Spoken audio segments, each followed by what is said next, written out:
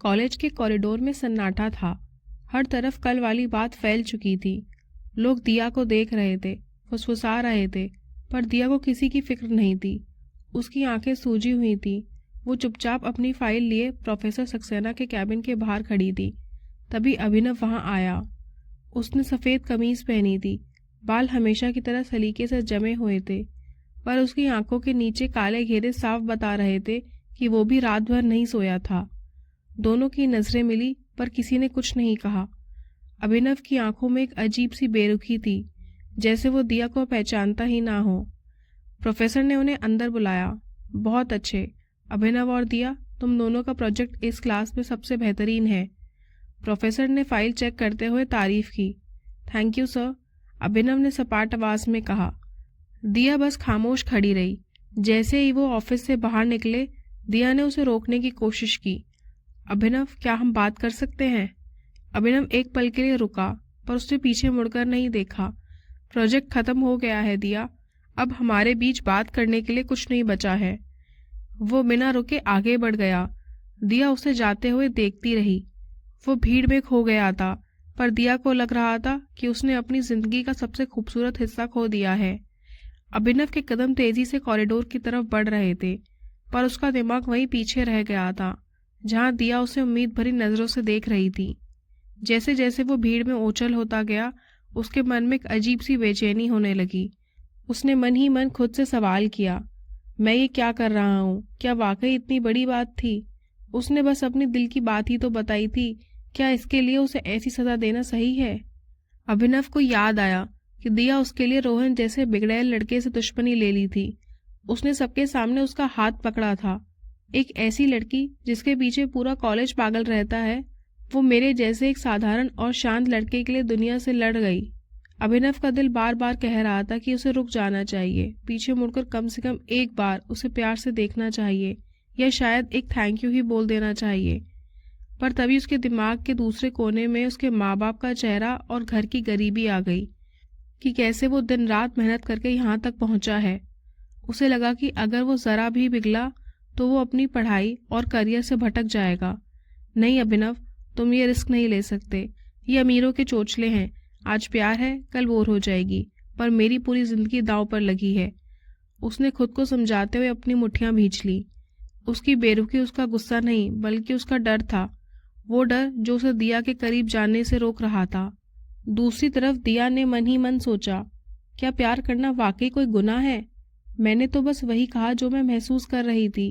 क्या मेरी ईमानदारी की यही कीमत है कि वो मेरी तरफ देख भी नहीं रहा? दिया को सबसे ज्यादा दुख इस बात का था कि अभिनव ने उसे समझने की कोशिश तक नहीं की। उसने उसे सिर्फ एक अमीर लड़की समझकर दीवार खड़ी कर ली। उसे लगा जैसे अभिनव ने उसकी भावनाओं को कचरे के डब्बे में डाल दिया हो। दिया कैंटीन के कोने में बैठी अपनी ठंडी हो चुकी कॉफी को देख रही थी। तभी रीना दौड़ती हुई आई और उसके सामने वाली कुर्सी खींचकर बैठ गई। रीना के चेहरे पर ढेर सारे सवाल थे। दिया, यार तू यहाँ बैठी है और पूरे कॉलेज में क्या क्या बातें उड़ रही हैं, तुझे अंदाजा भी है? रीना ने धीमे लेकिन उतावलेपन से पूछा, वो रोहन जो कह रहा है क्या वो सच है? मतलब सच में तू और वो टॉपर अभिनव? दिया ने एक लंबी सांस ली और अपनी नजरें कॉफी कप से हटाकर रीना की तरफ की। उसकी आंखों में वो पुरानी चमक नहीं थी। हाँ रीना, तूने जो सुना है वो सच है। मैं उसे पसंद करने लगी थी। मुझे लगा था कि शायद वो भी वैसा ही महसूस करता है, पर दिया की आवाज थोड़ी लड़खड़ा गई। पर क्या उसने कुछ कहा? रीना ने हैरानी से पूछा। उसने साफ मना कर दिया, दिया ने करवाहट के साथ कहा। उसने कहा कि हम दोनों की दुनिया अलग है, हमारा स्टेटस मैच नहीं करता। उसे लगता है कि मेरा प्यार बस एक अमीर लड़की का शौक है। पर रीना, मैं जितने दिन उसके साथ रही, मैंने एक अलग ही इंसान देखा है उसमें। वो सिर्फ एक किताबी कीड़ा नहीं है, वो बहुत सुलझा हुआ और सच्चा इंसान है। मुझे पता है कि उसके दिल में मेरे लिए कुछ है, पर उसकी ये जिद, ये स्टेटस वाला चक्कर सब खराब कर रहा है। रीना ने दिया का हाथ थाम लिया। देख दिया, मैं जानती हूँ तुझे बुरा लग रहा है, पर तू दिया सिंह है। किसी एक लड़के के चक्कर पे तू अपनी लाइफ पॉज नहीं कर सकती। रीना ने उसे चेयर अप करने की कोशिश करते हुए आगे कहा, चल अब ये उदासी छोड़, हम शॉपिंग पर चलते हैं। दिया ने हल्का सा मुस्कुराने की कोशिश की। रीना की बातों ने उसे थोड़ा सहारा दिया। शायद तुम सही कह रही हो, मुझे थोड़ा डिस्ट्रैक्शन चाहिए। जैसे ही दोनों अपनी जगह से उठी और बाहर निकलने लगी, दूसरी तरफ से अभिनव आता हुआ दिखा। उसके हाथ में कुछ किताबें थीं और वो हमेशा की तरह अपनी ही सोच में डूबा हुआ था। जैसे ही वो करीब पहुंचा, उसकी और दिया की नजरें मिली। एक पल के लिए वक्त जैसे ठहर गया। दिया की आंखों में हजारों सवाल थे और अभिनव की आंखों में एक अजीब सी बेबसी। अभिनव के कदम एक सेकंड के लिए डगमगाए, जैसे वो रुकना चाहता हो, कुछ कहना चाहता हो, पर अगले ही पल उसने अपनी नजरें झुका ली और तेजी से उनके पास से गुजर गया, जैसे वो किसी चीज से भाग रहा हो। दिया उसे जाते हुए देखती रही। उसके सीने में हल्की सी टीस उठी। छोड़ उसे दिया, उसे अपनी दुनिया में खुश रहने दे, रीना ने उसका हाथ खींचते हुए कहा। दिया ने पीछे मुड़कर नहीं देखा, पर उसके मन में किसी कोने में अब भी एक उम्मीद जिंदा थी। वो रीना के साथ शॉपिंग के लिए निकल तो गई, पर उसका दिल अब भी वहीं अटका हुआ था। अगले दिनों कॉलेज का माहौल अभिनव के लिए बहुत भारी था।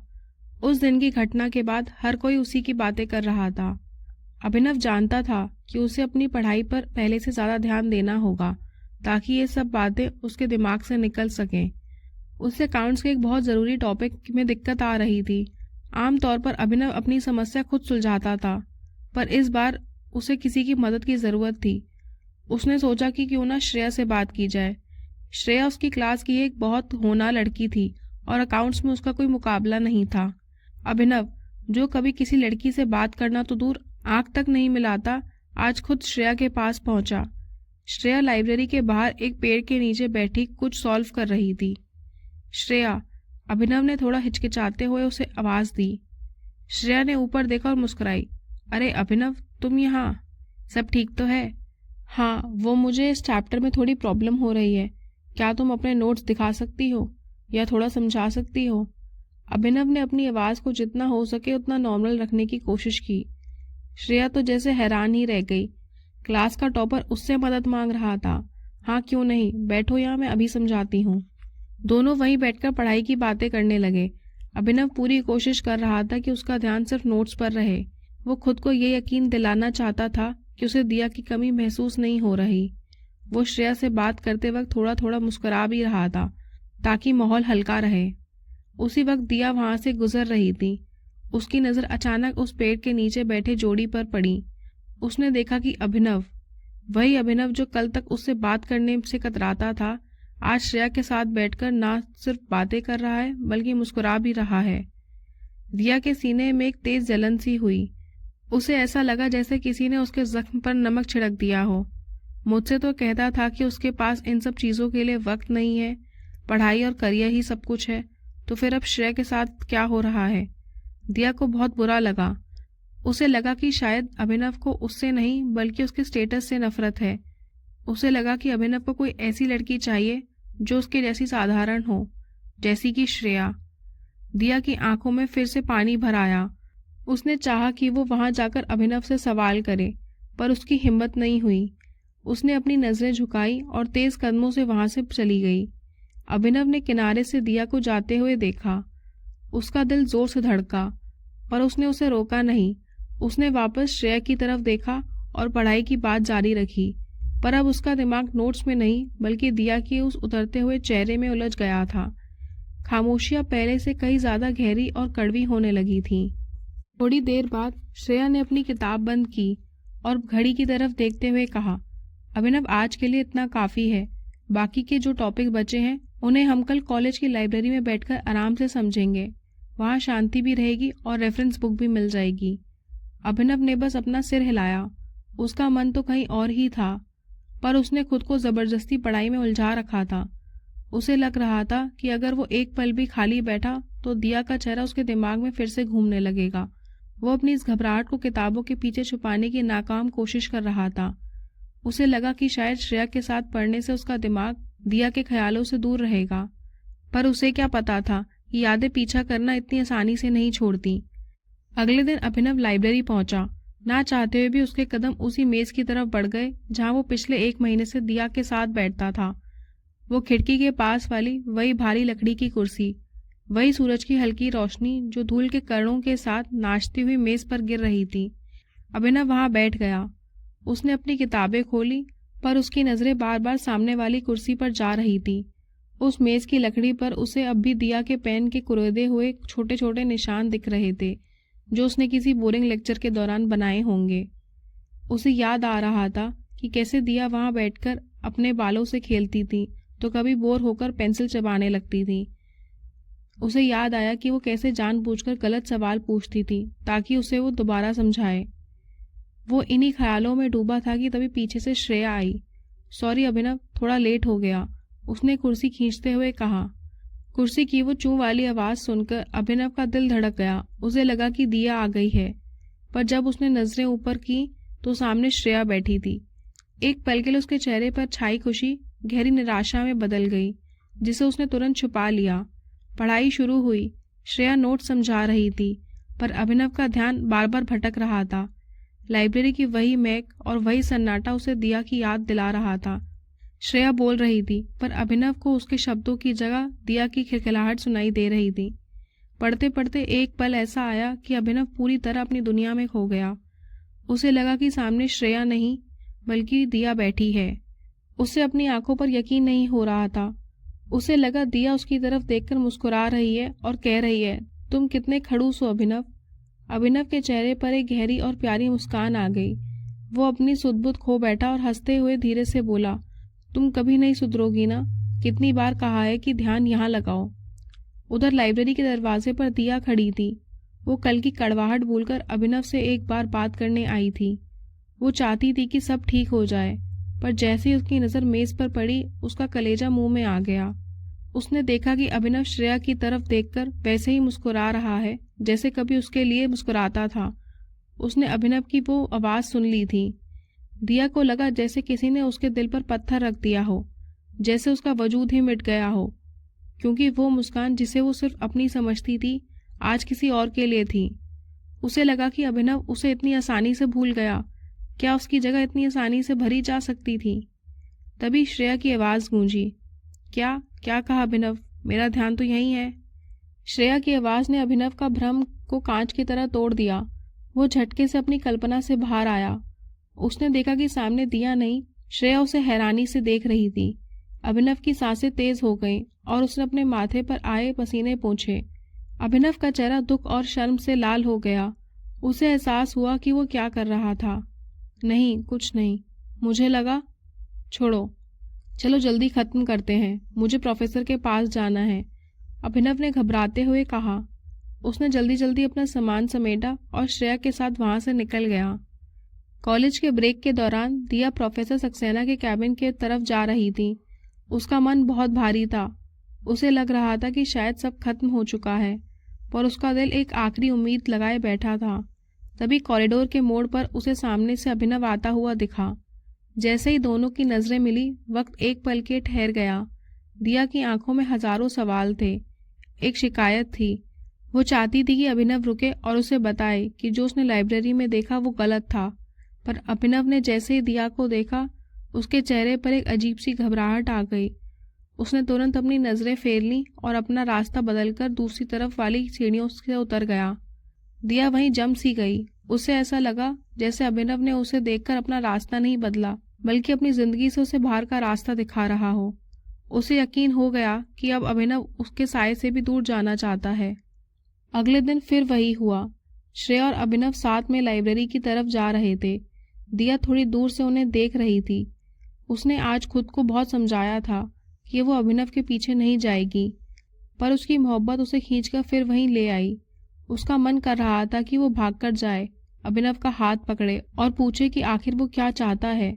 वो 2 पल के लिए रुकी, अपनी हिम्मत जुटाई और उनके पीछे पीछे लाइब्रेरी के अंदर कदम रखा। उसका सारा साहस टूट गया। सामने वही मेज पर अभिनव और श्रेया एकदम पास बैठे थे।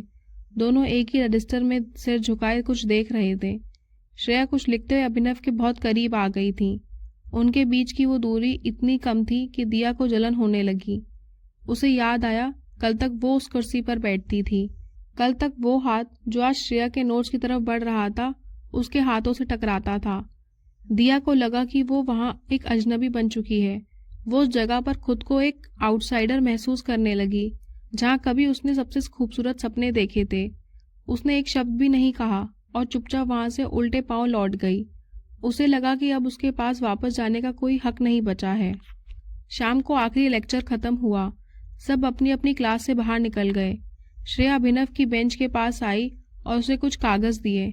ये लो अभिनव, ये नोट्स तुम्हें आने वाले एग्जाम में बहुत हेल्प करेंगे। मैंने इनमें शॉर्टकट ट्रिक्स भी लिखी हैं। श्रेया ने मुस्कुराते हुए कहा। थैंक यू श्रेया, तुमने मेरी बहुत मदद की, अभिनव ने जवाब दिया। उसकी आवाज में एक अजीब सी थकावट थी, जैसे वो अंदर से बहुत थक चुका हो। तभी जैसे ही श्रेया मुड़ी, उसका पैर जोर से बेंच के कोने से टकरा गया। उसके मुंह से चीख निकल गई। वो अपना संतुलन खो बैठी और आगे की तरफ झुकी, जहां दूसरी बेंच के नुकीले हिस्से से उसके हाथ पर गहरी खरोंच आ गई। खून निकलने लगा। श्रेया, ध्यान कहाँ है? अभिनव ने कहा। उसने तुरंत अपना रुमाल निकाला और उसके जख्म पर बांधने लगा। चलो, मैं तुम्हें गेट तक छोड़ देता हूँ। तुम इस हालत में अपना भारी बैग नहीं उठा पाओगी। अभिनव ने श्रेया का बैग अपने कंधे पर टांगा और उसे सहारा देते हुए क्लास से बाहर निकलने लगा। वो सिर्फ एक दोस्त की तरह मदद कर रहा था, पर उसे अंदाजा भी नहीं था कि बाहर कौन उसका इंतजार कर रहा है। उधर क्लास के बाहर दिया अपनी दोस्त रीना के साथ खड़ी थी। वो सिर्फ अभिनव का इंतजार कर रही थी। उसने सोच लिया था कि वो आज हार नहीं मानेगी और बात करके ही रहेगी। उसने अपने मन में सारी बातें दोहरा ली थी जो वो अभिनव से कहना चाहती थी। जैसे ही उसने अभिनव को क्लास से निकलते देखा, उसके चेहरे पर एक उम्मीद आई। वो उसकी तरफ बढ़ने ही वाली थी कि तभी उसके पीछे से श्रेया निकली। दिया ने देखा कि अभिनव के कंधे पर खुद के साथ साथ श्रेया का बैग था। दिया को याद आया कि उसने कभी मस्ती में अभिनव से अपना बैग उठाने के लिए कहा था, तो अभिनव ने साफ मना कर दिया था, ये कह के कि अपना बोझ खुद उठाना सीखो। अभिनव की नजर दिया पर पड़ी। उसने देखा कि दिया उसकी तरफ आ रही थी, पर जैसे ही दिया ने श्रेया को उसके साथ देखा, दिया के कदम वहीं रुक गए। अभिनव को समझ आ गया था कि दिया क्या सोच रही होगी। वो चाहता तो रुक सकता था, पर श्रेया को चोट लगी थी और वो उसे बीच रास्ते में नहीं छोड़ सकता था। उसकी मजबूरी दिया के लिए धोखा बन गई थी। उसने एक पल के लिए दिया की सूजी हुई आंखों में देखा और फिर भारी मन से श्रेया को लेकर आगे बढ़ गया। दिया वहीं पत्थर की मूरत बनकर खड़ी रह गई। रीना ने पीछे से कहा, देख लिया दिया, जो लड़का तुझे अपना स्टेटस और करियर समझा रहा था, वो आज किसी और का बैग उठाकर घूम रहा है। अब तो मान जा कि वो तुझे भूल चुका है। दिया ने कुछ नहीं कहा, पर उसे एहसास हुआ कि उसके अंदर कुछ टूट गया है। उसकी आंखों से एक आखिरी आंसू गिरा, जिसे उसने तुरंत पोंछ लिया और अपना सर ऊंचा किया। उसने अपनी मुट्ठियां भींच ली और अभिनव को कॉलेज के गेट से बाहर जाते हुए देखती रही। उसे लगा कि अब उनके बीच की ये खामोशी कभी खत्म नहीं होगी। रात का सन्नाटा दिया के कमरे में किसी भारी बोझ की तरह पसरा हुआ था। दिया अपने बिस्तर के कोने पर बैठी खिड़की से बाहर चांद को देख रही थी, पर उसकी आंखों में चांद की वो चमक नहीं, बल्कि पिछले कुछ दिनों के वो मंजर घूम रहे थे, जिन्होंने उसका दिल छलनी कर दिया था। उसने अपनी आंखें बंद की तो उसे साफ याद आया कि कैसे वो उम्मीद लेकर लाइब्रेरी गई थी और वहां अभिनव को श्रेया के साथ हंसते हुए देखा था। वो मुस्कान, दिया के दिल में एक कसक उठी। उसे एहसास हुआ कि उस एक मुस्कान ने उसके हजारों सपनों को एक पल में ही राख कर दिया था।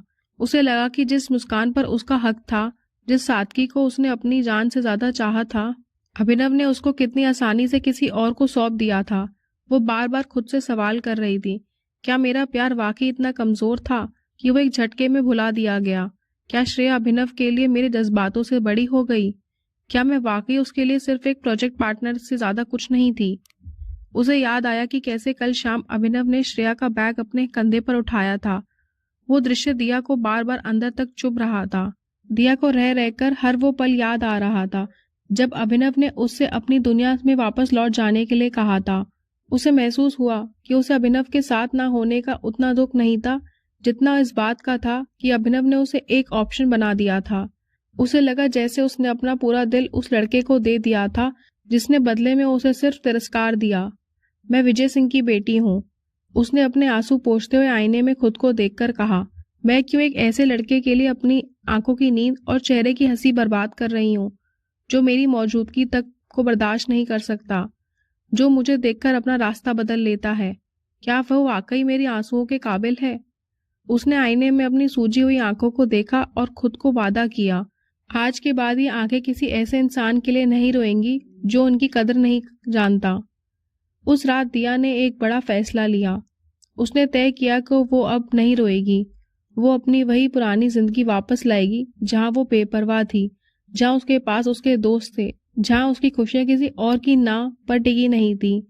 उसने सोचा कि अगर अभिनव अपनी दुनिया में खुश है तो वो भी अपनी दुनिया में वापस लौट जाएगी। वो अब खुद को किसी के लिए कमतर महसूस नहीं होने देगी। उसके मन में एक नई आग जल रही थी, दिखावे की नहीं बल्कि खुद को वापस पाने की। उसने अपने फोन से अभिनव का नंबर डिलीट नहीं किया, पर उसे मन के किसी कोने में धकेल दिया जहां से वो उसे अब और परेशान ना कर सके।